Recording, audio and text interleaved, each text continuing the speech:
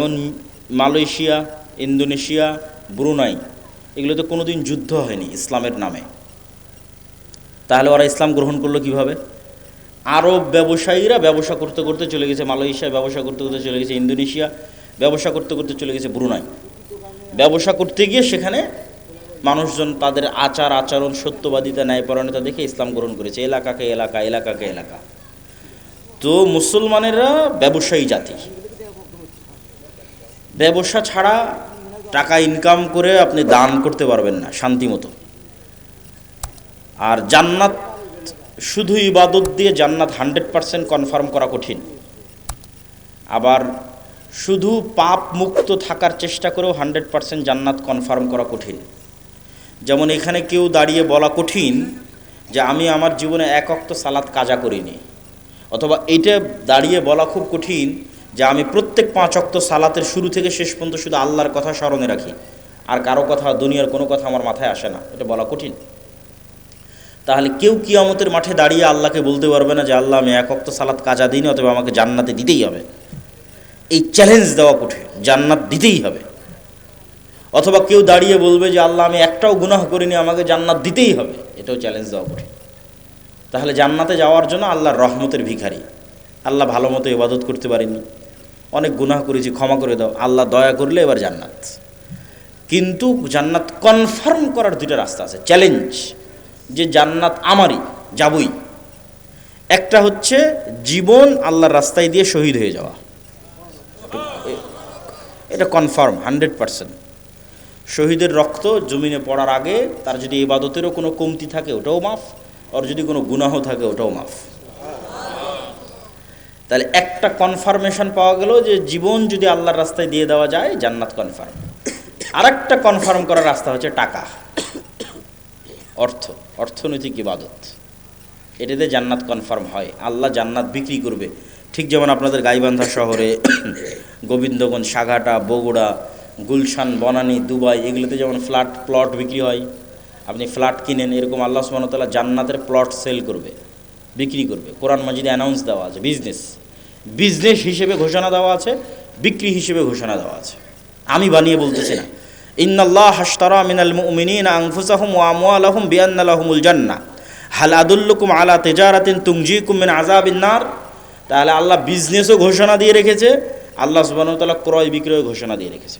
তাহলে জান্নাতের বাড়ি, আপনাদের ভাষায় প্লট, ফ্ল্যাট আল্লাহ বিক্রি করবে, সেল করবে, এবং এটাকে আল্লাহ ব্যবসা বলছে। এবং এই ব্যবসাটা শতভাগ লাভজনক। কেন শতভাগ লাভজনক সেটাও বলবো। তো তার আগে বুঝি যে টাকা দিয়ে জান্নাত কিভাবে কিনা যাবে।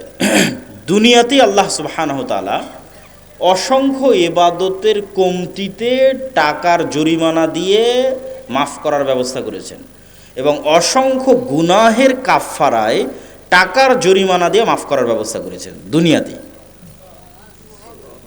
যেমন কেউ হজ এবং ওমরা করতে গেছে, ওমরা করতে গিয়ে কোনো একটা ইবাদত ছুটে গেছে, বড় একটা ইবাদত, জামরায় হয়তো পাথর মারতে যেতে পারেনি, তাহলে ইবাদতে কমতি হয়ে গেছে।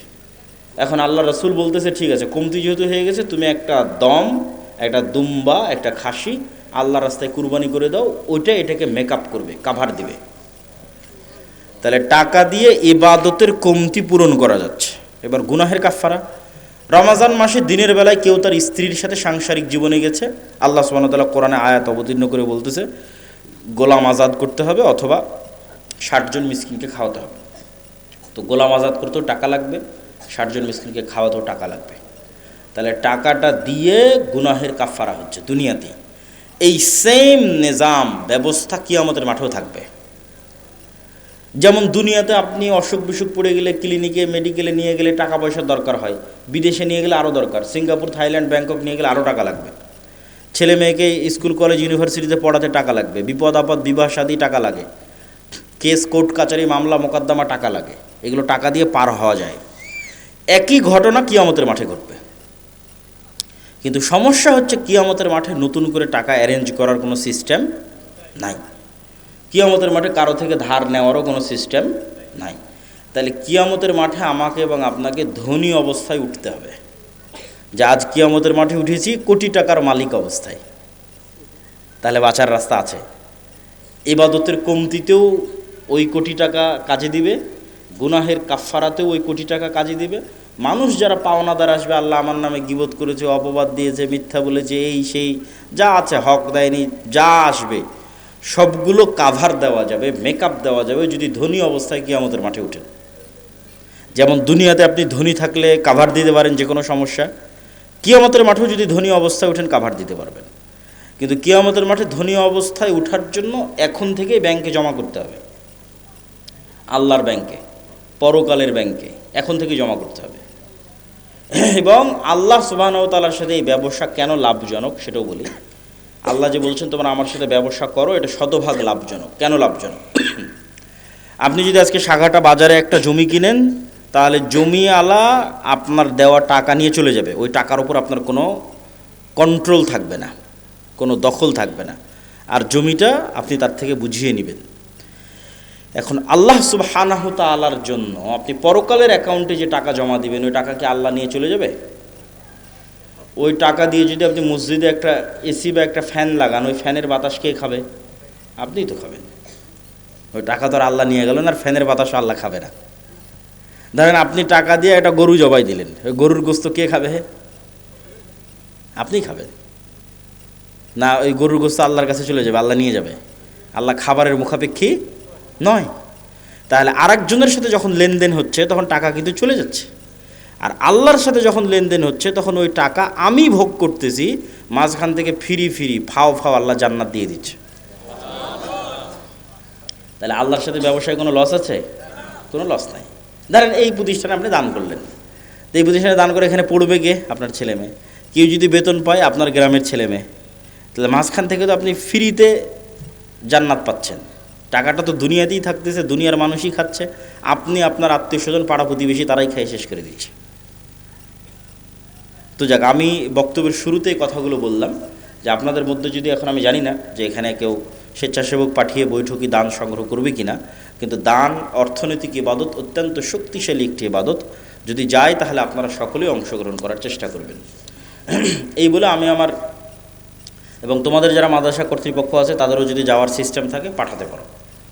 এই কথা বলে আমরা আমাদের মূল বক্তব্যের দিকে এগিয়ে যাচ্ছি। আমাদের মূল বক্তব্য হচ্ছে গোলামি থেকে মুক্তির রাস্তা। এটাই বক্তব্যের আলোচ্য বিষয়। 5টা পয়েন্টে আমরা সংক্ষিপ্ত করে আলোচনা করব।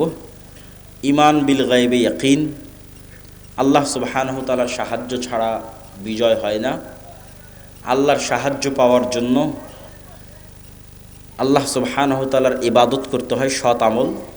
সৎ আমলের মধ্যে সালাত এবং জিকির সবচেয়ে পাওয়ারফুল।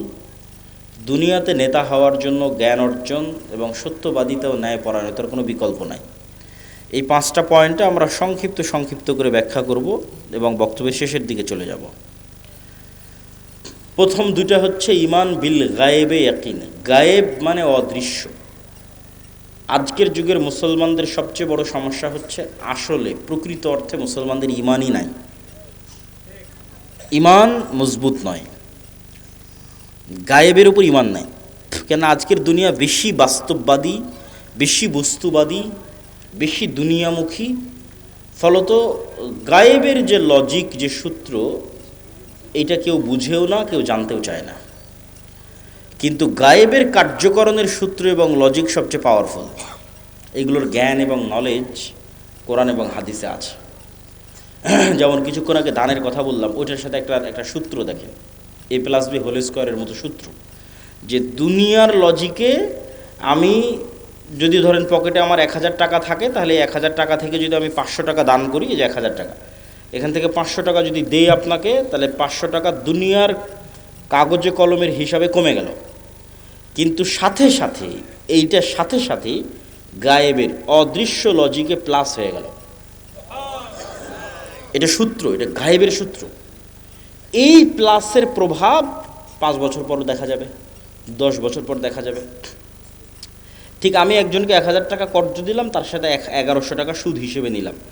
দুনিয়ার হিসেবে 100 টাকা অতিরিক্ত দেখাচ্ছে, কিন্তু গায়েবের লজিকে ওখানে 100 টাকা কমে গেছে।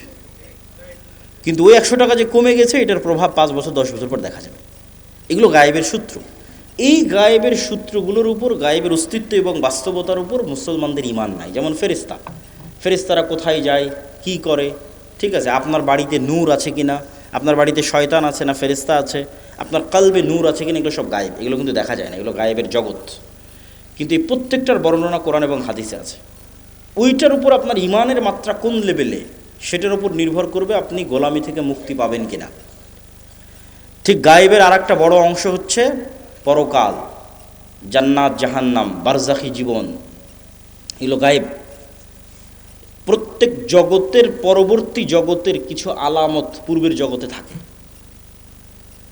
যেমন আমাদের পরের জগৎটা হচ্ছে বারজাখি জগৎ, তো বারজাখি জগতের কিছু চিহ্ন ওটা গায়েব, ওই গায়েবের জগতের কিছু চিহ্ন এই জগতে আছে। সেটা হচ্ছে ঘুম। প্রতিদিন আমরা একবার করে বারজাখি জগতে চলে যাই বা বারজাখি জগতের একটা স্বাদ নিয়ে আসি। মৃত্যুর পরবর্তী জীবনটাও এরকম, কিয়ামত হওয়ার আগ পর্যন্ত। এই জন্য ঘুমানোর সময় আমরা কি বলি যে আল্লাহুম্মা বিইসমিকা আমুতু, হে আল্লাহ আপনার নামে ঘুমাতে যাচ্ছি। জি না, এটার অনুবাদ হচ্ছে হে আল্লাহ আপনার নামে মৃত্যুবরণ করতে যাচ্ছি, মরতে যাচ্ছে। ঠিক পরের দিন সকালে যখন ঘুম থেকে উঠি তখন কিন্তু এটা বলা নাই যে আল্লাহ আপনার রহমত আপনার দয়া ঘুম থেকে উঠলাম। জি না, আহইয়ানা বাদামা আমাতানা, হে আল্লাহ মরে গেছিলাম, মরা থেকে বেঁচে উঠলাম। কি অনুবাদ দেখেছেন? দোয়ার অনুবাদ কি ভয়ঙ্কর, যে হে আল্লাহ মরে গেছিলাম, মরা থেকে সকালবেলা বেঁচে উঠলাম। তাহলে ওই যে মারা গেছিলাম রাতের বেলা, এটাই বারজাখি জগতের হালকা স্বাদ পরের জগতে। মানে আপনার মরার পরে কি হবে, ওই গায়েবের জগতের কিছু আলামত এই জগতে আপনি প্রতিদিন দেখতে পাচ্ছেন। এখন যারা ঘুম চলে গেছে এদের মধ্যে একদল মানুষের স্থায়ী মৃত্যু হয়ে যাবে ঘুমের মধ্যেই, কেন আল্লাহ সুবহানাহু ওয়া তাআলা প্রত্যেক ঘুমন্ত বান্দার রূহকে তার নিকটে টেনে নেন। প্রত্যেক ঘুমন্ত বান্দার, পবিত্র কোরআনের আয়াত, যাদের যাদের বাঁচিয়ে রাখতে চান তাদের রূহগুলো আবার ফেরত দিয়ে পাঠান যখন তারা ঘুম থেকে ওঠে। তো রূহ মানে হচ্ছে দেখা, শোনা এবং চিন্তা করার শক্তি, এটা রূহ থেকে আসে।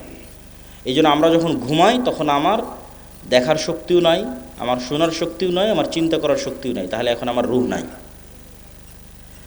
শরীরের সাথে একটা সম্পর্ক বজায় রেখে বের হয়ে গেছে, হালকা একটা সম্পর্ক বজায় রেখে বের হয়ে গেছে। ওই সম্পর্কটা যদি আল্লাহ কাট করে দেয়, এটা স্পট ডেড, আর উঠতে পারবে না পরের দিন সকালে। কিন্তু রুহের প্রকৃত কাজ হচ্ছে দেখা, শোনা, চিন্তা করা, এটা রুহের প্রকৃত কাজ। ঘুমের সময় যখন এই কাজগুলো অফ হয়ে যায় তখন রুহ বের হয়ে যায়। ঠিক এবার বারজাকি জগতে যখন আপনি চলে গেছেন তখন পরের জগতের কিছু আলামত আপনি কবরের জগতে পাবেন। মানে পরের জগৎটা তো জান্নাত এবং জাহান্নাম, কিয়ামতের পরের যে জান্নাত জাহান্নাম, তখন কবরে থাকা অবস্থাতেই জান্নাতের মৃদু আবহাওয়া আসবে, তাহলে আলামত দেখাচ্ছে যে এর পরের যে জগৎ সে জগতে তুমি জান্নাতে যাবা, সেটার কিছুটা আলামত নেও। যেমন দুনিয়াতে থাকতে তুমি ঘুমের মাধ্যমে পরের জগতের কিছু আলামত নিতা, এখন তুমি বারজাকি জগতে আছো, এখানে থাকা অবস্থায় এর পরের জগতের কিছু আলামত নেও। যদি জাহান্নামের হয়, শাস্তিযোগ্য বান্দা হয়, তাহলে জাহান্নামের গরম বাতাস আসতে থাকে তার কবরে। সরাসরি কিন্তু ওকে জাহান্নামে দেওয়া হয়নি, সরাসরি জান্নাতে দেওয়া হয়নি, কিন্তু তার পরের জগতে কি হবে তার কিছু ফিলিংস সে ওখানেই পাচ্ছে। এবং মানুষের আমলের ধরন অনুযায়ী এই রূহগুলো বিভিন্ন পর্যায়ে থাকে, আমলের ধরন অনুযায়ী।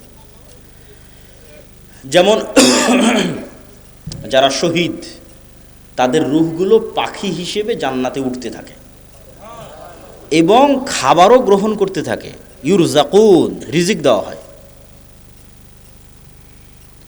তাহলে যারা শহীদ হয়ে গেল এদের রূহ পাখি হিসেবে জান্নাতে উঠতেছে। এদের চেয়েতেও যারা শ্রেষ্ঠ, শহীদদের চেয়েতেও যারা টপ লেভেলের রূহ, তারা আল্লাহ সুবহানাহু ওয়া তাআলার আরশের নিচে ঝুলন্ত অবস্থায় থাকে বারজাকি জগতে। এদের চাইতেও যারা টপ লেভেলের শ্রেষ্ঠ তারা হচ্ছে নবীরা। তারা দুনিয়া থেকে মৃত্যুবরণ করেছে, কিন্তু নবীদের বারজাকি জগতের জীবনযাপন আরও উন্নত পর্যায়ের, মানে কোয়ালিটি আরও বেশি। কোয়ালিটিটা কেমন? রাসূলুল্লাহ সাল্লাল্লাহু আলাইহি ওয়াসাল্লাম যখন গেলেন প্রথম আসমান, দ্বিতীয়, তৃতীয়, চতুর্থ, পঞ্চম, ষষ্ঠ, সপ্তম সব আসমানে নবীদের সাথে কথা হয়েছে। তো নবীরা তো মরে গেছে দুনিয়াতে, তাহলে ওখানে কীভাবে কথা হচ্ছে? নবীদেরকে সাথে করে না সালাত কীভাবে হচ্ছে? তথা নবীদের বারজাকি জগতের যে জীবন, সেটা বারজাকি জগতে আর যত রূহ আছে তাদের চেয়ে টপ কোয়ালিটির জীবন, যেখানে ইবাদত করাও সম্ভব, যেখানে কথা বলাও সম্ভব। মুসা আলাইহিস সালাম তো কতদিন আগে মরে গেছে, কিন্তু মুসা আলাইহিস সালামের সাথে মুহাম্মদ সাল্লাল্লাহু আলাইহি ওয়াসাল্লামের দেখা হচ্ছে মেরাজের সফরে এবং কথা বলতেছে। তো এটা হলো বারজাকি জগতের জীবন। যেটা কিয়ামতের পূর্ব পর্যন্ত এবং মৃত্যুর পরের। তাহলে এগুলো তো গায়েব। এই গায়েবগুলোর উপর আপনার ঈমান ইয়াকিন কোন পর্যায়ের, আপনি কোন জায়গা থেকে এগুলোর উপর ঈমান রাখেন? এগুলোকে আপনি চোখে দেখতে পাওয়ার মতো ঈমান রাখেন, না বাস শুনলাম দেখলাম শেষ? যতক্ষণ পর্যন্ত চোখে দেখতে পাওয়ার মতো ঈমান অর্জন এই জিনিসগুলোর উপর না হবে, ততক্ষণ পর্যন্ত গোলামি থেকে মুক্তির রাস্তা তৈরি হবে না। এই জন্য ঈমান মজবুত করা সবচেয়ে জরুরি। আর যদিও আজকের দুনিয়ার বস্তুবাদী জগতে মনে হচ্ছে যে বস্তুবাদী জগতে কিভাবে গায়েবের উপর ঈমান রাখা যায়, কিন্তু আমি চিন্তা করে দেখলাম যে এই বস্তুবাদী জগতে গায়েবের উপর ঈমান মজবুত করার আরও বেশি রাস্তা তৈরি হয়েছে। আমার চিন্তা, আমি উল্টাভাবে চিন্তা করেছি যে মানুষ মনে করতেছে যে সে মোবাইলের আনন্দ বিনোদনের মধ্যে ডুবে যাচ্ছে, মদ জুয়া আড্ডা, পৃথিবীতে এমন কোনো গুনাহের রাস্তা নেই যেটা বর্তমানে উন্মুক্ত হয়নি, ফলত সে কীভাবে গায়েবের উপর ইয়াকিন রাখবে? গায়েবের তো কোনো আলামত কোথাও দেখাই যায় না। কিন্তু আমি চিন্তা করে দেখলাম যে না, আমরা আধুনিক যুগে যা যা ব্যবহার করতেছি তা আমাকে গায়েবের প্রতি ইয়াকিন তৈরি করতে আরও বাধ্য করা উচিত। কিভাবে আপনাকে বলি, আজ থেকে 100 বছর আগে এই সাঘাটার কোনো মানুষকে যদি এখন জীবিত করা হয়, 100 বছর আগে এই প্রোগ্রামে নিয়ে এসে বসানো হয় মুরব্বির জায়গায়, দিয়ে তাকে আমি বলবো যে মুরব্বি, আমি এখন যে কথা বলতেছি আমার এই কথাটা না 1000 কিলোমিটার দূরে আমেরিকাতে এখন বাজতেছে, এখন আমার এই কথা উড়ে গিয়ে আমেরিকাতে এখন বাজতেছে, কয়েক হাজার কিলোমিটার দূরে। তো মুরব্বি তো বিশ্বাস করতে পারবে না যে বলে এখানে বলবে এখানে বাজবে লন্ডনে সাথে সাথে, এ কেমনি সম্ভব? এ তো গায়েব। এটা কিন্তু 100 বছর আগে এটাই গায়েব, 100 বছর আগে এটাই গায়েব। অথচ আমি কথা বললে আমার এই কথা উড়ে আমেরিকা, পৃথিবী যেই দিন সৃষ্টি হয়েছে সেই দিন থেকেই যায়। বুঝেন না মনে হয় আমার কথা? এটা মানুষ জানতো না। এটা তো আলোর গতির মধ্যে, আলোর মধ্যে ডাটা ট্রান্সফার হয়, এই জ্ঞান মানুষের ছিল না। কিন্তু ট্রান্সফার তো ভাই যেই দিন থেকে আল্লাহ পৃথিবী সৃষ্টি করেছে সেই দিন থেকেই হয়। মানে আমি এখান থেকে বলবো আর এটা আলোর গতির সাথে আমার এই কথা সারা পৃথিবীতে ঘুরতেছে, বা আলো যতদূর পর্যন্ত যাচ্ছে আমার এই কথা অতদূর পর্যন্ত যেতে থাকতেছে, এটা যেই দিন থেকে পৃথিবী আল্লাহ সৃষ্টি করেছে সেই দিন থেকেই হয়। তাহলে এটা আমাদের জন্য কি ছিল? গায়েব ছিল। বলেন তো এটা আমাদের জন্য কি ছিল? গায়েব ছিল। তখন জানতাম না। তাহলে এইটা যদি সম্ভব হয় যে কথা বলবো এখানে আর আলোর গতিতে সেই কথা গিয়ে বাজবে আমেরিকায়, এবং আমেরিকায় বসে মানুষ শুনতেছে, এখন লন্ডনে বসে মানুষ শুনতেছে, আপনারা টিভি মোবাইলে ব্যবহার করতেছেন, তাহলে এটা ব্যবহার করা অবস্থায় আপনি কিভাবে বিশ্বাস করতেছেন যে এই কথা আল্লাহ শুনতেছে না? বলেন আল্লাহু আকবার। আপনি মোবাইল ব্যবহার করা অবস্থায় মানুষ আপনার কথা শুনে নিচ্ছে মানুষের তৈরি করা যন্ত্র দিয়ে, আমার এখনকার কথা মানুষ শুনে নিচ্ছে ইংল্যান্ডে বসে থেকে, আমেরিকায় বসে থেকে, আর আমি বিশ্বাস করতেছি আরে আমি যে কথা বলছি এটা তো মনে হয় আল্লাহ শুনতে পাচ্ছে না। তাহলে আপনি আধুনিক প্রযুক্তির প্রত্যেক যে জিনিস ব্যবহার করতেছেন ওই জিনিসে এবার এই স্টাইলে চিন্তা করবেন যে মানুষ যদি এই পর্যন্ত করতে পারে তাহলে আল্লাহ কোন পর্যন্ত করতে পারে। তাহলে আপনি যত চিন্তা করবেন তত গায়েবের উপর আপনার ইয়াকিন বাড়বে। যেহেতু ভয়ঙ্কর আমরা গেড়াকলে ফেসে গেছি। বর্তমান বিজ্ঞান এটাই বলতেছে যে কাফা বিনাফসিকাল ইয়াউমা আলাইকা হাসিবা, যে আজকে তোমার হিসাবের জন্য তুমি যথেষ্ট। আলজামনাহু তায়রাহু, মানুষের সাথে মানুষের পাখিকে আমি মানুষের ঘাড়ের সাথে বেঁধে দিয়েছি, শাব্দিক অনুবাদ করলাম। তো কেমনে মানুষ তার হিসাবের জন্য নিজেই সে যথেষ্ট, আলাদা করে হিসাব করা লাগবে না, এটার একটু দু একটা উদাহরণ দেই। এই যে আমরা এখানে কথা বলতেছি, এই কথা এখন আলোর সহযোগিতায় পৃথিবীর বাংলাদেশের সব জায়গায় পৌঁছে যাচ্ছে। তো এই আলোটা যতদূর যাচ্ছে এই কথা কিন্তু এই আলোর মধ্যে আছে। শুধু কথা না, আমার দৃশ্য, আমার ছবি, আমার ভিডিও এই আলোর মধ্যে আছে।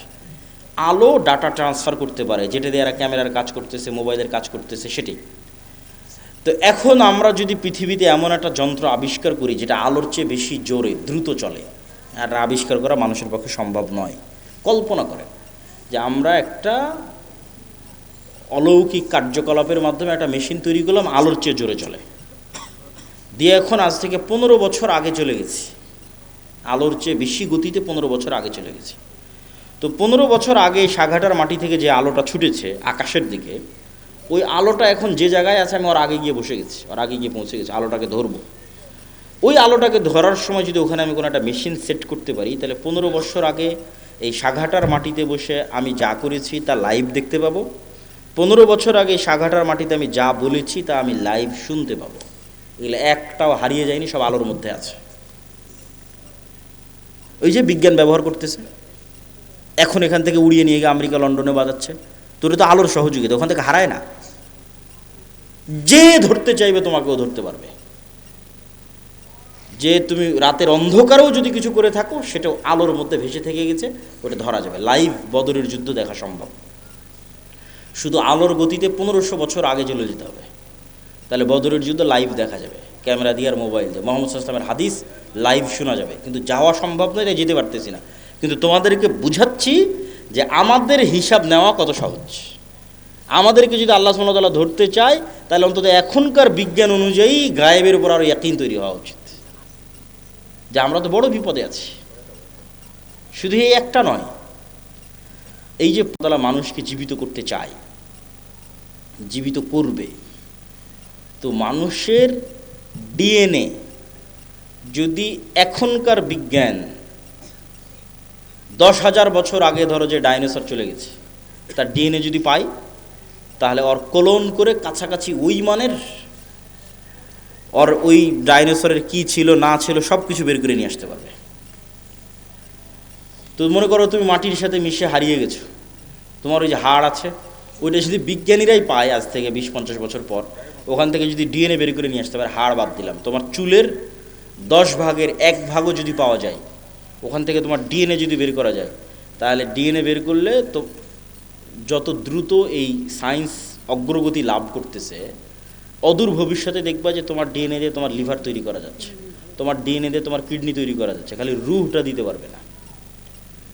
তাহলে বিজ্ঞানীরাই তোমাকে 10,000 বছর পর আবার বানাতে পারবে, খালি রুহটা দিতে পারবে না। তাহলে বিজ্ঞানীরাই যদি এই পর্যন্ত করতে পারে, তা আল্লাহ সুবহানাহু ওয়া তাআলা তোমাকে পুনরায় জীবিত করতে পারবে না? খুবই ভয়ঙ্কর। আল্লাহ সুবহানাহু ওয়া তাআলা অতি দ্রুত এবং অতি সহজে তোমাকে পুনরায় জীবিত করবে। এই জন্য মানুষের শরীরের সাথে মাটির প্রচণ্ড মিল আছে, প্রচণ্ড মিল আছে মানুষের শরীরের সাথে মাটির। আমরা যা খাবার খাই সব মাটি থেকে আসে, যা আমাদের পেটের মধ্যে ঢুকতেছে, এমন কোনো খাবার নাই যেটা তুমি মাটির সংস্পর্শ ছাড়া তৈরি করতে পারবা, আলোর সংস্পর্শ ছাড়া তৈরি করতে পারবা, পানির সংস্পর্শ ছাড়া তৈরি করতে পারবা, কিছু নাই। বলো কই আমি গরুর গোস্ত, তো গরু কি খায়? ঘাস খায়। ঘাস কোথায় হয়? মাটিতে হয়। কোনো খাবার নাই পৃথিবীতে যেটা ওখান থেকে আসতেছে না। তাহলে একটা কলা তৈরি হলো, মাটির কলার গাছ তৈরি হলো, কলার মধ্যে কি আছে? Magnesium, calcium. ওই সেম ম্যাগনেসিয়াম ক্যালসিয়াম তোমার শরীরের মধ্যে আছে। তাহলে ওই ম্যাগনেসিয়ামটা মাটির থেকে আসতেছে, তাহলে মাটির ম্যাগনেসিয়াম আর তোমার শরীরের ম্যাগনেসিয়াম সেম। আজকে আল্লাহ ওই কলা তোমার শরীরের মধ্যে দিয়ে এখানে কোষ তৈরি করতেছে, ব্লাড তৈরি করতেছে, এই কোষ এই সেম ব্লাড ওই মাটির মধ্যেই তৈরি হয়ে যাবে। কেনা সেম জিনিস ওখান থেকে এখানে আসতেছে।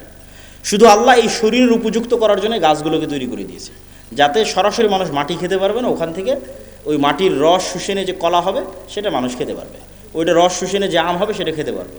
কিন্তু ওই আমের মধ্যে যে ভিটামিন আছে, ওই ভিটামিন মাটি থেকে এসেছে, ওইটা আমার সেম শরীরের মধ্যে আছে। তাহলে আমার শরীরের মধ্যে যা যা আছে তা মাটিতেও আছে। তাহলে মাটিতে সেল তৈরি করা মানে শরীরের কোষ তৈরি করা, মাটির মধ্যে কোষ তৈরি করা, মাটির মধ্যে ব্লাড তৈরি করা, এটা অনটুর ব্যাপার, সেকেন্ডের ব্যাপার।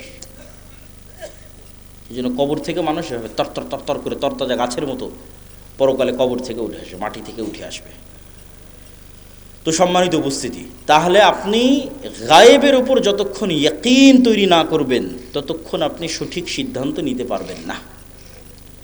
আপনার কাছে মনে হবে এই দুনিয়াই আমার কাছে সব কিছু, অতএব আপনার সকল সিদ্ধান্ত হবে দুনিয়ামুখী। আর যখন আপনি মনে করবেন যে না, এই দুনিয়া আমার কাছে কিছুই নয়, আসলে আমার প্রকৃত বসবাসের জায়গা জান্নাত, অতএব আমাকে এখানে বসে থেকে জান্নাতে ঘর বানাতে হবে, আমাকে এখানে বসে থেকে জান্নাতের বাগানে গাছ লাগাতে হবে, আমার স্থায়ী থাকার জায়গা হচ্ছে জান্নাত। এই কল্পনাটা যেই দিন যত মজবুত হবে, তত গোলামি থেকে মুক্তির রাস্তা সহজ হবে। এই কল্পনাটা মজবুত হওয়া জরুরি। আল্লাহ সূরা বুরুজের মধ্যে বলছেন, ওমা নাকামু মিনহুম ইল্লা ইউমিনু বিল্লাহিল আজিজিল হামিদ, যে সূরা বুরুজের ঘটনায় পুরো একটা এলাকার মানুষকে জ্বলন্ত আগুনে নিক্ষেপ করে দেওয়া হয়েছে, হয় ইমান পরিত্যাগ করো, না হলে আগুনে ঝাঁপিয়ে পড়ে মরে যাও। তো মা তার কোলের সন্তান সহ আগুনে ঝাঁপ দিয়ে পড়ে যাচ্ছে। এটা কেমনে সম্ভব?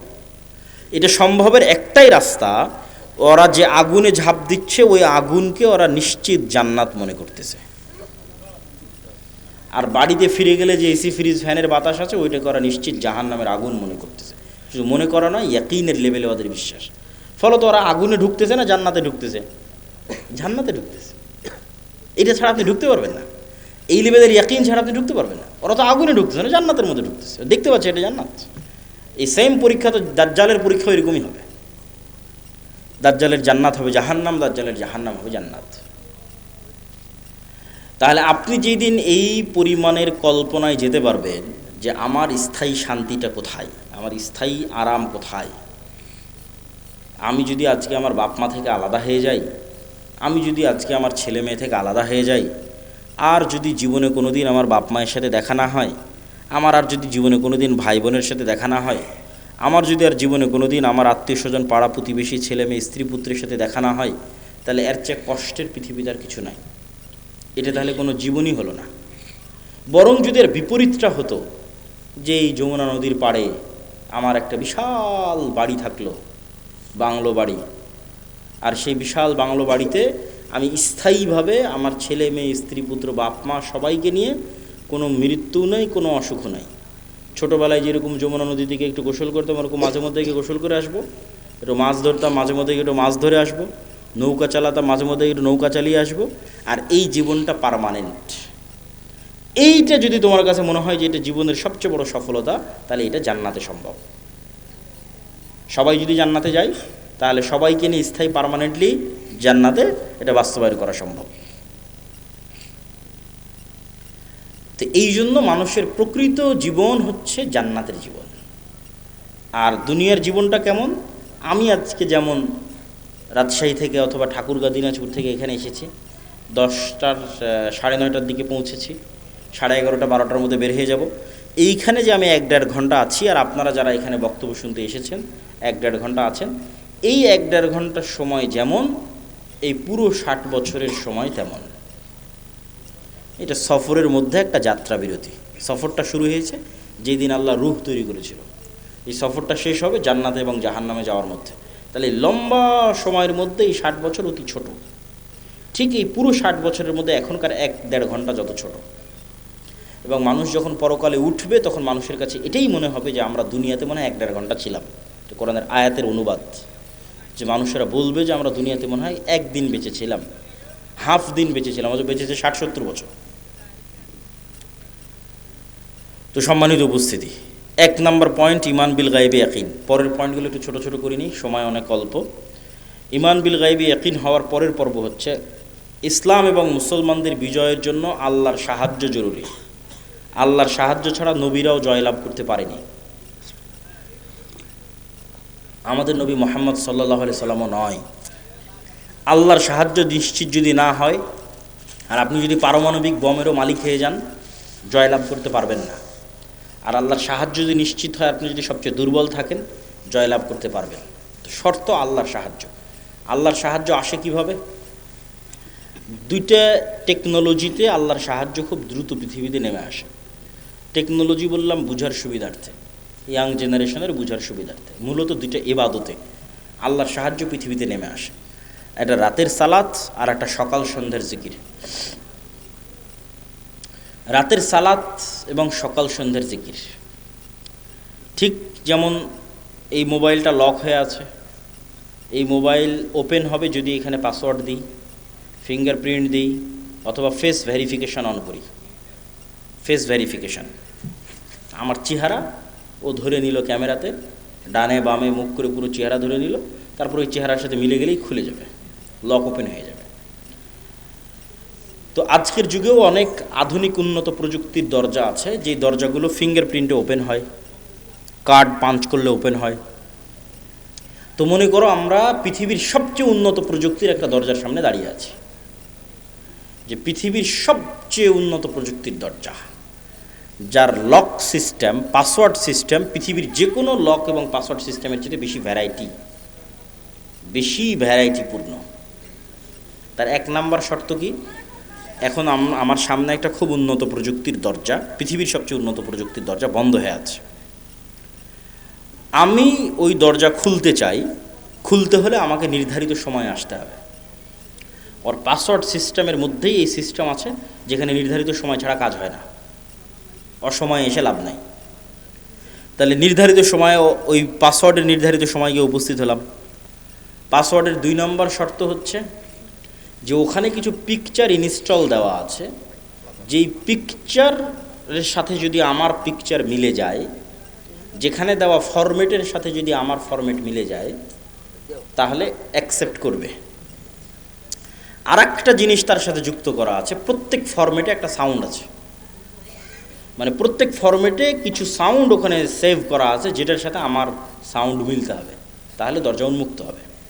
তাহলে এখন আমরা নির্ধারিত সময় গিয়ে দাঁড়ালাম, এভাবে হাত বাঁধলাম, এটা একটা ফরম্যাট, একটা চিত্র ওখানে দেওয়া আছে। এই ফরম্যাটের সাথে ওখানে কানেক্টেড করা আছে আলহামদুলিল্লাহ রাব্বিল আলামিন আর রহমানুর রহিম, একটা আওয়াজ, সেম আওয়াজ হতে হবে, সেম ফরম্যাটের সাথে। তারপরে রুকুতে চলে গেলাম, এটা একটা ফরম্যাটের একটা চিত্র, এটা ওই দরজাতে ইনস্টল করা আছে। ওখানে বললাম সুবহান রাব্বিল আযীম, এই আওয়াজটা ওই চিত্র, ওই ফরম্যাটের সাথে কানেক্টেড। তাহলে নির্ধারিত সময়ে গিয়ে নির্ধারিত পিকচার ফরম্যাট তৈরি করে নির্ধারিত আওয়াজ যখন আমি বলতে পারলাম, তখন দরজাটা খুলে গেল। তো এইটা এমনি জাস্ট বুঝানোর জন্য আমি বলতেছি, কিন্তু ঘটনা এর চাইতে বেশি উন্নত এবং এর চাইতে বেশি সরাসরি এবং এর চাইতে বেশি ডাইরেক্ট। ইবনুল কাইয়িম রাহিমাহুল্লাহ বলছেন যে মানুষ যখন সালাতে দাঁড়ায় এবং চোখ সিজদার দিকে নিবদ্ধিত রাখে এবং অন্তর আল্লাহর সাথে কানেক্টেড রাখে, তখন আল্লাহ সুবহানাহু ওয়া তাআলা তার নূরের পর্দা সরিয়ে বান্দার মুখোমুখি হয়ে যান। তো এটাই ইবনুল কাইয়িম রাহিমাহুল্লাহ বলেছে। আমি এই জিনিসটাকে আরও সহজ করার জন্য আর একটা উদাহরণ দিই।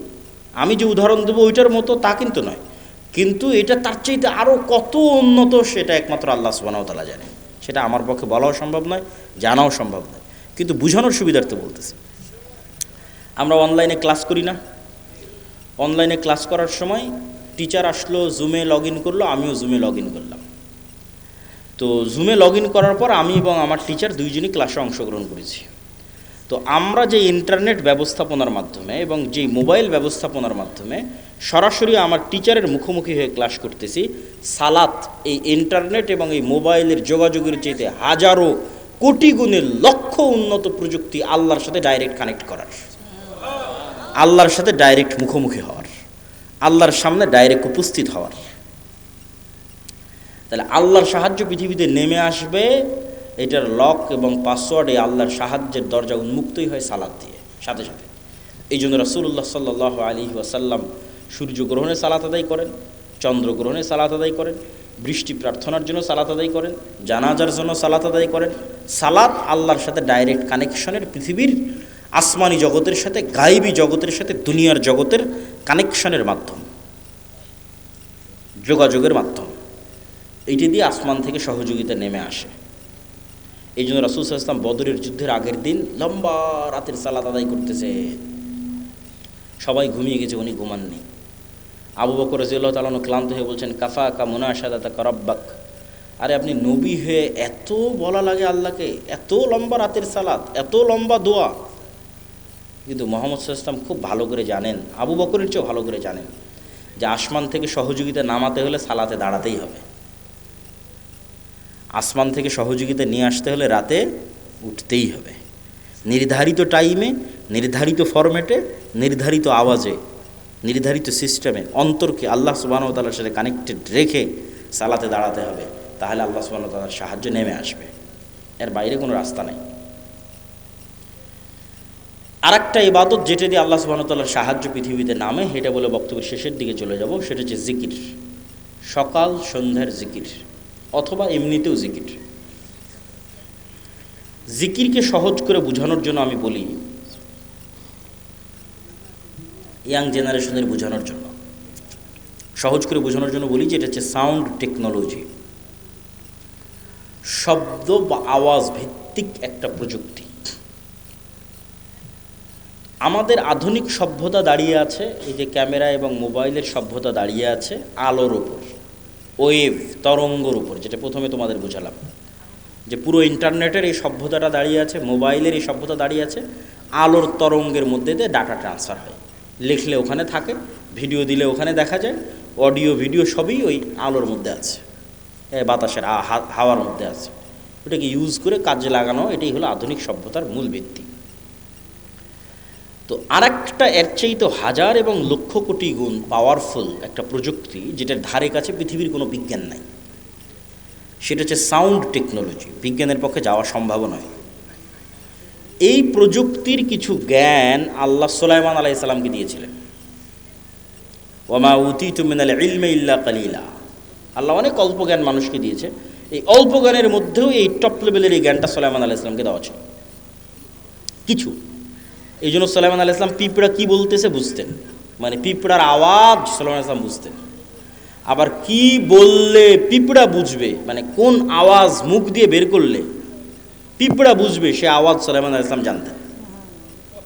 এটা তো আওয়াজের টেকনোলজি, সাউন্ড টেকনোলজি। পাখি কি বলতেছে এটা সুলাইমান আলাইহিস সালাম বুঝতেন। কোন আওয়াজটা বের করলে পাখি বুঝবে, যেমন আমি বাংলা আওয়াজ বের করতেছি আপনি বুঝতেছেন, আবার আমি যদি ইংরেজি শিখি ইংরেজি আওয়াজ বের করবো আপনি বুঝবেন। তো পাখিও তো একটা আওয়াজ বের করছে, আমি তো বুঝি না, তাহলে ওই টেকনোলজির জ্ঞান আমার নাই। আবার আমি কি বললে ওই পাখি বুঝবে সেটাও তো আমি জানি না। তাহলে এটার কিছু জ্ঞান কাকে দেওয়া ছিল? সুলাইমান আলাইহিস সালাতু ওয়াস সালামকে দেওয়া ছিল। সুলাইমান আলাইহিস সালাতু ওয়াস সালাম বললেন যে বিলকিসের সিংহাসন নিয়ে আসতে হবে। তো ইফরিতুম মিনাল জিন, ইফরিত নামক একটা জিন দাঁড়িয়ে বলল যে আপনার চেয়ার থেকে উঠার পূর্বেই অথবা দাঁড়িয়ে থেকে বসার পূর্বেই আমি বিলকিসের সিংহাসন নিয়ে আসব। সুলাইমান আলাইহিস সালাম রাজি হলেন না এটাতে। তখন এমন একজন ব্যক্তি যাকে আল্লাহ জ্ঞান দিয়েছিল, এভাবে বলা আছে কোরআনে, এটা কোরআনের আয়াত। এ এখন জিন না মানুষ, ওর নাম কি তা উল্লেখ করা নেই, খালি বলা আছে এমন একজন ব্যক্তি যাকে আল্লাহ কি দিয়েছিল? জ্ঞান দিয়েছিল। সে বলল আপনার চোখের পলক পড়ার পূর্বেই বিলকিসের সিংহাসন এখানে উপস্থিত হবে, জ্ঞান দিয়েছিল।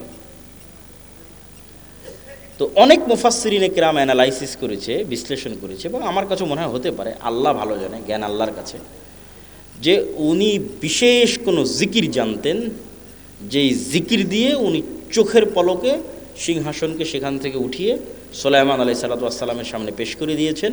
এটা হচ্ছে সাউন্ড টেকনোলজি, বিশেষ কোনো জ্ঞান আল্লাহ ওনাকে দিয়েছিলেন, যিনি বিলকিসের এই সিংহাসনকে সেখান থেকে উঠিয়ে নিয়ে যেতে চোখের পলকে। কিভাবে আনা যাবে, কোন প্রযুক্তিতে আনা যাবে, এটার জ্ঞান আল্লাহ তাকে দিয়েছিল। কোরআনে বলা আছে এমন একজন ব্যক্তি যাকে আল্লাহ জ্ঞান দিয়েছিলেন। তো আওয়াজ যে খুবই পাওয়ারফুল, আওয়াজ যে খুবই শক্তিশালী, তার দুটো উদাহরণ দিই। এক, আল্লাহ কিয়ামত কায়েম করবে আওয়াজ দিয়ে। ইসরাফিলকে রেডি করা আছে, সামনে বাঁশি আছে, বাঁশিতে ফু দিবে, আওয়াজ তৈরি হবে, আওয়াজে আসমান জমিন ভেঙে যাবে, আওয়াজে পাহাড় আকাশে উঠতে থাকবে, আওয়াজে চন্দ্র সূর্য নক্ষত্র রাজি ভেঙে চূর্ণ বিচূর্ণ হয়ে যাবে। কিয়ামত কায়েম হবে আওয়াজে। গেল এক, উদাহরণ নাম্বার এক। উদাহরণ নাম্বার দুই, কিয়ামতের পূর্বে যখন সবাই মারা যাবে, সবার মৃত্যু হবে, আরশ বহনকারী ফেরেশতার মৃত্যু হবে, জিবরাইল, মালাকুল মউত, সবার মৃত্যু হবে। মৃত্যু হওয়ার পর শুনশান নীরব পৃথিবী। ওয়ায়াবকা ওয়াজহু রাব্বিকা যুল জালালি ওয়াল ইকরাম কুল্লু মান আলাইহা ফান, সব শেষ হয়ে গেছে, শুধু মহান আল্লাহ রব্বুল আলামিন, রব্বুল ইজ্জাত, তিনি আছেন। কতদিন এভাবে থাকবে রব্বুল ইজ্জাত জানে, রব্বুল আলামিন জানে। তারপরে উনি যখন পৃথিবীর সব মানুষকে কিয়ামত কায়েম করতে চাইবেন, তখন ইসরাফিলকে জীবিত করে আবার ওই বাঁশিতে ফু দিতে বলবেন, সেখান থেকে একটা আওয়াজ তৈরি হবে, আওয়াজে দুনিয়ার সব মানুষ কবর থেকে উঠে কিয়ামতের মাঠের দিকে উলঙ্গ অবস্থায় দৌড়াতে থাকবে। তাহলে আওয়াজ কত পাওয়ারফুল, আওয়াজের ধরন কত পাওয়ারফুল হতে পারে যে আওয়াজে সব মানুষ জীবিত হয়ে যাবে, আওয়াজে আসমান জমিন ধ্বংস হয়ে যাবে। আওয়াজ যে শক্তিশালী, শব্দ যে শক্তিশালী, বাক্য যে শক্তিশালী, সাউন্ড যে শক্তিশালী, এর আরেকটা উদাহরণ দিয়ে এই পর্বের আলোচনা শেষ করি। আল্লাহ সুবহানাহু ওয়া তাআলা বলছেন ইউসাব্বিহু লিল্লাহি মা ফিস সামাওয়াতি ওয়া মা ফিল আরজ। এটা গায়েবের নিউজ, গায়েবে এটা চলতেছে, আমরা জানি না, আল্লাহ নিজে সংবাদ দিচ্ছে। সেটা কি? আসমান জমিন এবং তার মধ্যে যা কিছু আছে, এই টিস্যু হোক, আর এই পিরিচের প্লেট হোক, আর এই পোস্টার হোক, আর এই গায়ের জামা হোক, আর প্যান্ডেল হোক, আর এই মাইক হোক আর মোবাইল হোক, এরা 24 ঘন্টা আল্লাহর তাসবিহ পাঠ করতেছে। আল্লাহু আকবার। আসমান এবং জমিনের মধ্যে যা কিছু আছে, কীট পতঙ্গ পঙ্গপাল জীব জন্তু জানোয়ার সব আল্লাহর তাসবিহ পাঠ করতেছে 24 ঘন্টা। তাহলে 24 ঘন্টা আল্লাহ তাসবিহ পাঠ করতেছে মানে আওয়াজ বের হচ্ছে। নিশ্চিত থাকেন এগুলো থেকে আওয়াজ বের হচ্ছে, এগুলো থেকে আওয়াজ বের হচ্ছে। এবং এরা শুধু আওয়াজ বের করে না, এরা আওয়াজ বুঝে এবং শোনে। রাসূল সাল্লাল্লাহু আলাইহি ওয়াসাল্লাম বলতেছে, এই কে হইচই করে, কি সমস্যা? এত গুরুত্বপূর্ণ আলোচনা হচ্ছে, তার মধ্যে সমস্যা করলে হয়? এই পিরিচ আওয়াজ শুধু বের করতেছে না, আওয়াজ শোনে। রাসূল সাল্লাল্লাহু আলাইহি ওয়াসাল্লাম বলতেছে, মুয়াজ্জিন যখন আজান দেয়, যতদূর পর্যন্ত তার আওয়াজ যায়, প্রত্যেকটা জীব জন্তু জড়বস্তু জড় পদার্থ কীট পতঙ্গ পঙ্গপাল ধূলিকণা বালিকণা সব ওই আওয়াজ বুঝে কিয়ামতের মাঠে সাক্ষী দিবে। আল্লাহু আকবার। তাহলে আওয়াজের উপরই সব দাঁড়িয়ে আছে। এরা 24 ঘন্টা তাসবিহও পাঠ করতেছে, আবার আপনি তাসবিহ পড়লে এরা বুঝতেও পারতেছে। আপনি সুবহানাল্লাহ বলবেন, এ বোঝে সুবহানাল্লাহ। আলহামদুলিল্লাহ বলবেন, এ বোঝে আলহামদুলিল্লাহ। আল্লাহু আকবার বলবেন, এ বোঝে আল্লাহু আকবার। এই জন্য জিকির খুবই পাওয়ারফুল। আর এই জন্য আল্লাহ সুবহানাহু ওয়া তাআলা উম্মতে মুহাম্মাদিকে যেই নিয়ামতটা দিয়েছেন, এটা পৃথিবীর সবচেয়ে শক্তিশালী। মুসা আলাইহি সালাতু ওয়াসসালামের লাঠি এবং ঈসা আলাইহিস সালাতু ওয়াসসালাম যে জীবিতকে মৃত করতেন আর অন্ধকে চক্ষুষ্মান করতেন, টাক মাথায় হাত দিলে চুল গজিয়ে যেত, এগুলো সবগুলোর চেয়ে পাওয়ারফুল হচ্ছে এই কোরআন। কেন মুসা আলাইহিস সালামের লাঠির চেয়ে তো পাওয়ারফুল? কেন এই কোরআন সরাসরি আল্লাহর নিজের আওয়াজ। বলেন আল্লাহু আকবার। আল্লাহর নিজের সাউন্ড, আল্লাহর নিজের শব্দ, আল্লাহর নিজের বাক্য। পৃথিবীতে থাকা একমাত্র কিছু যা ডাইরেক্টলি কানেক্টেড রব্বুল আলামিনের জাতের সাথে, একমাত্র। আর বাকি পৃথিবীর সব আল্লাহর সৃষ্টি। শুধু কোরআন সরাসরি আল্লাহর আওয়াজ, আল্লাহর সাউন্ড, যা আল্লাহর থেকে জিবরাইল আলাইহিস সালাম শুনেছে, জিবরাইল আলাইহিস সালাম থেকে মুহাম্মদ সাল্লাল্লাহু আলাইহি ওয়াসাল্লাম শুনেছে, তার কাছ থেকে আমরা শুনেছি। তাহলে উম্মতে মুহাম্মাদের উপর সবচেয়ে বড় নেয়ামত হচ্ছে কোরআন। আর এই জন্য সবচেয়ে বড় জিকির হচ্ছে কোরআন। সর্বশ্রেষ্ঠ জিকির হচ্ছে কোরআন তেলাওয়াত। কিন্তু এই কোরআন বুঝলে তো, মানলে তো উম্মতে মুহাম্মাদের মুক্তি হবে। কেউ বুঝেও না, কেউ মানেও না, হাফেজ হয়ে শেষ, তাহলে তো হবে না। শুধু কোরআন আরবিতে পড়া শিখে নিলাম দিয়ে শেষ না। কোরআনে আল্লাহ সুবহানাহু ওয়া তাআলা বোঝার জিনিস দিয়েছেন, চিন্তা করার জিনিস দিয়েছেন। এটা খুব জরুরি। তো আমাদের বক্তব্যের শেষ দুইটা পয়েন্ট। আজকের অবশ্য সব আলোচনা আল্লাহর পথে যাত্রা এই বইয়ের মধ্যে আছে। এই বইটা প্রত্যেক মসজিদ, মাদ্রাসায়, স্কুল, কলেজে প্রতি সপ্তাহে অন্তত একদিন সাপ্তাহিক দার্সের অন্তর্ভুক্ত করা উচিত। পাঠচক্র, তালিমি বৈঠকের অন্তর্ভুক্ত করা উচিত। তবে বইটা আজকে নাই, এর আগের প্রোগ্রামই শেষ হয়ে গেছে। আজকে মনে হয় শুধু 2-3টা বই আছে, তার মধ্যে এই উপদেশ একটা, আর কি আছে, আর ফতোয়া সিরিজ একটা। শুধু 3-4টাই বই আছে, উপদেশ 2-3টে আর ফতোয়ার একটা। আগের প্রোগ্রামে সব বই শেষ হয়ে যাওয়াতে আমরা এখানে আর নিয়ে আসতে পারিনি।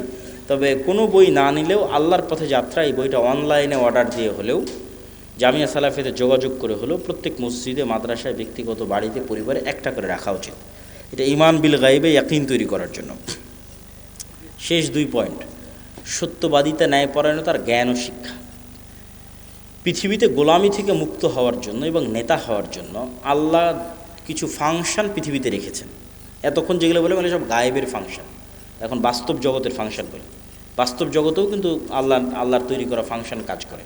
যেমন আল্লাহ আগুন তৈরি করেছে জ্বালানোর জন্য। আল্লাহ ছুরি বা লোহাকের মধ্যে ওকে যার গলায় ধরবেন কেটে যাবে। এগুলোর মধ্যে কাটার শক্তি, জ্বালানোর শক্তি আল্লাহর দেওয়া, মানুষের পক্ষে দেওয়া সম্ভব নয়। তো আগুন জ্বালাবে এই সিস্টেম আল্লাহর দেওয়া, ছুরি কাটবে এই সিস্টেম আল্লাহর দেওয়া। এখন তরবারিকে যদি হামজা রাদিয়াল্লাহু তাআলার গলায়ও ধরা হয়, আল্লাহর নবীর চাচা, তাও কেটে যাবে। কেন? আল্লাহ তার তৈরি করা সিস্টেম, রুল ভাঙে না।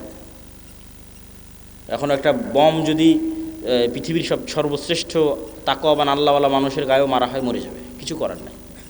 সিস্টেম ওয়ার্ক করবে, ফাংশন কাজ করবে। তো পৃথিবীতে নেতা হওয়ার ফাংশন হচ্ছে, গোলামি থেকে মুক্তির ফাংশন হচ্ছে, অপশন হচ্ছে, বাটন হচ্ছে। মোবাইলে যেমন বাটন আছে কল দেওয়ার, ফ্ল্যাশ লাইট জ্বালানোর, এরকম পৃথিবীতে নেতা হব আমি, গোলামি থেকে মুক্তি চাই, কি ফাংশনে কাজ করবে? তার একটা হচ্ছে জ্ঞান এবং শিক্ষা। জ্ঞান এবং শিক্ষা, এটা একটা বাটন। এই বাটনে চাপ দিলে নেতা তৈরি হয় অটোমেটিক হবেই। আর জ্ঞান শিক্ষার উল্টাটা কি? জ্ঞান শিক্ষার উল্টা হচ্ছে যেটা সাঘাটার যুবকেরা করতেছে। Free fire, PUBG, TikTok, Facebook, YouTube, reels, বিড়ি, সিগারেট, গাঞ্জা, সময় নষ্ট, আইপিএল, বিপিএল, অনলাইন জুয়া, এগুলো হচ্ছে প্রত্যেকটা জ্ঞানের উল্টা কাজ। ওই ফাংশন, ওই বাটন যে চাপ দিবে ও গোলাম হবে। এখন পৃথিবীতে যদি আমেরিকা এবং ইউরোপের এবং ইসরায়েলের ইহুদিরা জ্ঞান অর্জন করে আর সাঘাটার যুবকেরা যদি এগুলো করে, তো আল্লাহ সুবহানাহু ওয়া তাআলা কখনোই তার রুলস ব্রেক করে, তার সিস্টেম ব্রেক করে এসে বলবে না, এই ইহুদিরা, খ্রিস্টানেরা, তোরা থাম, তোরা তো অনেক জ্ঞান অর্জন করতেছিস, তোদেরকে নেতা হতে দেওয়া যাবে না। আমার সাঘাটার কিছু মুসলমান জুয়াখোর, মদখোর আছে, ওদেরকে নেতা বানাবো। হবে নাকি? হ্যাঁ, হবে না। তাহলে সাঘাটার যারা জুয়াখোর, মদখোর আছে, এরা গোলাম হবে। এই ফাংশনের উপরই পৃথিবী দাঁড় করানো আছে। আর ও যদি ইহুদিও হয়েও জ্ঞান অর্জন করে, ও কি হবে? জোরে বলেন না, কি হবে? আরও জোরে বলেন, কি হবে? নেতা হবে। তাহলে গোলামির জিঞ্জির আমাদের হাতে এবং পায়ে আমরাই বাঁধতেছি। জ্ঞান বিমুখ হওয়ার মাধ্যমে আমাদের হাতে এবং পায়ে গোলামির জিঞ্জির আমরাই বাঁধতেছি। গোলামির জিঞ্জির খুলতে হবে নিজেকে, জ্ঞান অর্জন করতে হবে। জ্ঞান এবং শিক্ষা ছাড়া গোলামি থেকে মুক্তির কোনো রাস্তা নাই। 2 নাম্বার আর একটা বাটন হচ্ছে ন্যায়পরায়ণতা এবং সত্যবাদিতা। আর এর উল্টা বাটনটা হচ্ছে 2 নাম্বারই রাস্তা, ধোঁকাবাজির রাস্তা, দুর্নীতির রাস্তা, মিথ্যার রাস্তা। তাহলে এই 2 নাম্বার, মিথ্যা, দুর্নীতি, ধোঁকাবাজি, এটা হচ্ছে গোলামির রাস্তা। সত্যবাদিতার, ন্যায়পরায়ণতা হচ্ছে নেতা হওয়ার রাস্তা। তাহলে তোমাদের 300 আসনের যে এমপিরা আছে, এরা সবাই গণতান্ত্রিক সিস্টেমের মধ্যে লবি, লিয়াজু, ধোঁকা, টাকা পয়সা, লেনদেন, এই গোলামির রাস্তার মধ্যে দিয়ে তারা নেতা হচ্ছে। তাহলে এই গোলামির কালচারের মধ্যে দিয়ে যারা এমপি হচ্ছে, এরা নেতা না গোলাম? এত আস্তে বললে হবে? নেতা না গোলাম? গোলাম। নেতা নয়। আপনি মনে করছেন নেতা, কিন্তু নেতা নয়। কেন নেতা নয় সেটাও বলে দিই। যে এই 2 নম্বরই রাস্তার কালচারের মধ্যে দিয়ে এমপি হচ্ছে, মিনিস্টার হচ্ছে, প্রাইম মিনিস্টার হচ্ছে, ওকে কালকে ভারত আর আমেরিকা টাকা দিয়ে কিনে নিতে পারবে। ওকে বলবে যে বাংলাদেশে যা দুর্নীতি করার লাগে করো, সব টাকা পাচার করে আমার দেশে পাঠাও, জনগণ যখন ধরে মার দিবে আমার দেশে চলে আসে। তাহলে ও নেতা না গোলাম? গোলাম। তাহলে ততক্ষণ নেতা হওয়া যায় না যতক্ষণ শতভাগ সত্যবাদী, ন্যায়পরায়ণ না হওয়া যায়। আর কোন রাস্তা নাই পৃথিবীতে নেতা হওয়ার। ওসি, ডিসি, এসপি, মন্ত্রী, মিনিস্টার, এসিল্যান্ড, সাব রেজিস্ট্রার, মাদ্রাসার শিক্ষক, প্রধান শিক্ষক, আলেম, ওলামা, হুজুর, ইসলামী দল, সংগঠন, সবার মধ্যে বাহ্যিক ইসলাম আছে। বেশিরভাগের মধ্যে 50% হয়তো সালাত আদায় করে, 60-70% হয়তো উমরা করে। কিন্তু এই চেয়ারটাতে যখন বসতেছে, তখন চেয়ারের আমানত আর রক্ষা করে না। তখন 2 নম্বরই রাস্তা অবলম্বন করে, ঘুষ, সুদ, দুর্নীতি, টাকা পয়সা সবগুলোর মধ্যে ঢুকে পড়ে। তাহলে সে আসলে বুঝেইনি ইসলাম কি, সে আসলে মোনাফিক। সে কি? মোনাফিক। রাসূল সাল্লাল্লাহু আলাইহি ওয়াসাল্লামের হাদিস যে সে মোনাফিক। এখন আপনারা সাঘাটার মানুষ কেমনে পরীক্ষা করবেন যে আপনি নেতা হওয়ার যোগ্য না যোগ্য না? জ্ঞান আর শিক্ষার পরীক্ষা তো এমনি করতে পারবেন, জ্ঞান অর্জন শিক্ষার সাথে আছেন কিনা। ন্যায়পরায়ণতা, সত্যবাদিতার পরীক্ষা কেমনি করবেন? আপনারা যদি আপনাদের পিতার সম্পত্তিতে নিজ নিজ বোনকে ন্যায়ের সাথে, ইনসাফের সাথে তার যে সম্পত্তি পাওয়ার হক সেটা দিয়ে থাকেন, তাহলে আপনার মধ্যে নেতা হওয়ার গুণ বিরাজমান আছে। আর যদি না দিয়ে থাকেন, যমুনার চরেরটা বোনকে, আর যেটা বেশি দামি, রাস্তার পাশে উঁচু, সেটা নিজে, ভিটা বাড়ি নিজের, আর যেটাতে আবাদি হয় না, ডুবে থাকে 6 মাস, সেটা বোনের, অথবা দেনইনি বোনকে, তাহলে আপনার মধ্যে গোলামির স্বভাব বিরাজমান আছে। আপনিও গোলাম, আপনার পরবর্তী 14 পুরুষ পর্যন্ত গোলাম থাকবে। এবং আপনাকে যদি আমি আজকে বাংলাদেশের প্রধানমন্ত্রী বানিয়ে দিই, আপনি গত 16 বছরের চেয়ে বেশি দুর্নীতি করবেন। তাহলে এই যতক্ষণ পর্যন্ত নিজ নিজ জায়গা থেকে সবাই সত্যবাদী এবং ন্যায়পরায়ণ না হয়ে, যতক্ষণ বুঝেইনি ইসলাম কি, ও তো নিজেকেই ধোকা দিচ্ছে। মনে করছে আরে আমি হজ করলাম, ওমরা করলাম, সালাত আদায় করলাম, মসজিদ মাদ্রাসায় দান করলাম, বিশেষ অতিথি প্রধান অতিথি হয়ে বসে আছি, আর কি? সব মুনাফিক। ইজা তুমি না খানা, মুনাফিকের আলামত হচ্ছে দায়িত্বের আমানতের সাথে খেয়ানত করে। এদের অন্তরে ঈমান ঢোকে নেই, এদের বাহ্যিক ইবাদত কবুল হবে না, এদের বাহ্যিক ইবাদত কাজে দিবে না। লা ঈমান আল ঈমান লা আমানাত লাহু, যে অন্তরে ঈমান ঢুকে গেছে ওই অন্তরে আমানতের খেয়ানত ঢুকতে পারে না। যে অন্তরে আল্লাহর ঈমান ঢুকে গেছে ওই অন্তরে 2 নম্বরই রাস্তা ঢুকতে পারে না। সম্মানিত উপস্থিতি, আল্লাহ সুবহানাহু ওয়া তাআলা আমাদের এই 5টা পয়েন্টের উপর, ঈমান বিল গায়বে ইয়াকিন, তারপরে হচ্ছে আল্লাহর সাহায্য ছাড়া বিজয় হয় না, আল্লাহর সাহায্য দুনিয়াতে আনার জন্য রাতের সালাত, সকাল সন্ধ্যের জিকির, 5 ওয়াক্ত সালাত তো লাগবেই, না হলে আল্লাহ গণার মধ্যেই ধরবে না, কাউন্টের মধ্যেই ধরবে না। তার পাশাপাশি সর্বোচ্চ পর্যায়ের জ্ঞান এবং সর্বোচ্চ পর্যায়ের শতভাগ ন্যায়পরায়ণতা এবং আমানতদারিতা। এরকম যদি 500টা মানুষও তৈরি হয়, শুধু বাংলাদেশে না, পৃথিবীতেই ইসলাম বিজয়ী হয়ে যাবে।